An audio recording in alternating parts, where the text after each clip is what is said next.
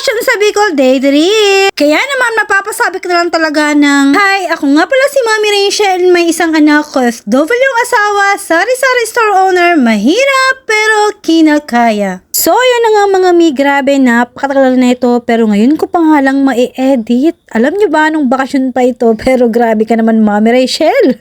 Sa dami kasi ng ginagawa, tapos syempre, yung mga ginagawa ko nga sa araw-araw is binibideo ko. Kaya naman tagang nahatabunan na nga itong mga dati kong vlog na hindi ko pa nga na-edit, lalo na nga itong nagbakasyon nga kami sa Bicol. Kaya naman sa aking mga viewers ay pasensya na. Pwede namang humingi ng sorry, di ba? Charot.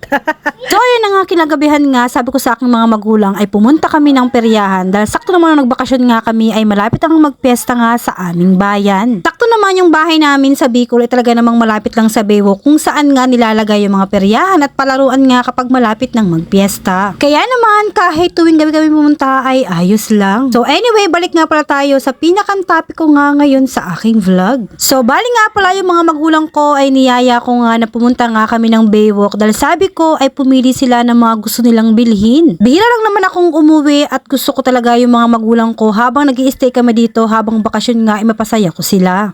Kaya naman sabi ko sa kanila yung mga gusto nilang bilhin sa mga paninda dyan sa Baywalk ay bilhin nila at ako nga ang magbabayad. Hindi man kamahalan yung aking mga ibibili sa kanila, ang mahalaga talaga namang hindi ko nakakalimutan ang mga magulang ko at talaga namang napapasaya ko nga sila kahit saang paraan. Hindi naman issue kung mumurahin or mahal ang mabibigay mo sa mga magulang mo, ang mahalaga ay hindi ka nakakalimot bilang isang anak. Hindi ka nakakalimot sa mga sakripisyo na ginawa sa iyo ng mga magulang mo nung ikaw ay bata pa. Kaya naman ang medyo okay na yung buhay mo ay ikaw naman yung bumawi nga sa mga magulang mo. May balak din naman ako at meron talaga akong plano na minsan sana ay mabili ko sila ng mga galing SM. Kaya nga ako nagsusumikap at talaga namang sisipagan ko nga sa aking pagbablog. Sana nga ay someday talaga namang maging katod ako ng ibang mga content creator na malaki ng sinasahod para naman matupad ko nga yung mga pangarap ko sa aking mga magulang. So anyway, balik nga pala tayo. Bali nga pala yung binili ng aking nanay sleepers at yung aking papa nga ay mga sando dahil mainit nga daw ang panahon. Ang matapos makabili yung aking mga magulang ng kanilang mga gustong bilhin, niyaya ko naman nga silang kumain nga nitong shawarma. Dahil sabi ng mama ko, iting gustong-gusto ng papa ko, kaya naman dito ko nga sila dinala. At saka isa pa, gusto ko rin yung matikman dahil talaga namang sa nakikita ko ng mga